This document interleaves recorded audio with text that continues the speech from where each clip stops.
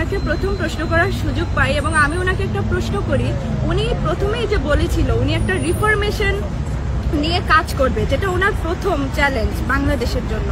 তো তখন আমি ওনাকে ওই রিফরমেশন এজেন্ডা থেকে একটা প্রশ্ন করি যে যেখানে উনি ঢাকায় 8 আগস্ট 2024 এসে উনি প্রথমেই বলেছিলেন যে আমার মেইন চ্যালেঞ্জেস হচ্ছে বাংলাদেশের সবাইকে ঐক্যবদ্ধ করা। তো সেখান থেকে আমি ওনাকে প্রশ্ন করি যেখানে বাংলাদেশের প্রথম রাষ্ট্রপতি শেখ মুজিবুর রহমানের বাসভবন 6 ঘন্টা সরকারি বুলডোজার দিয়ে ভাঙচুর করা হয়, তখন প্রশাসন কিভাবে নীরব ছিল এবং এই নীরবতার মাধ্যমে উনি একটা ডিভাইডেড সৃষ্টি করছিল, মানে একটা ডিভিশন তৈরি করে যে পার্টিকুলার মানুষকে আলাদা করে দেয়।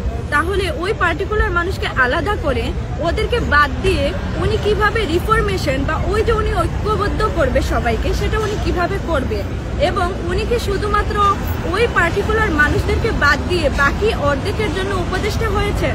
এরকম একটা প্রশ্ন করি যে প্রশ্নটা উনি আসলে ছুঁতে পারেননি এবং উনি যে উত্তরটা দেয় সেটা উনি ওনার মতো করে আসলে ব্যাখ্যা করেন, যেটা আমার প্রশ্নকে উনি টাচই করতে পারেননি।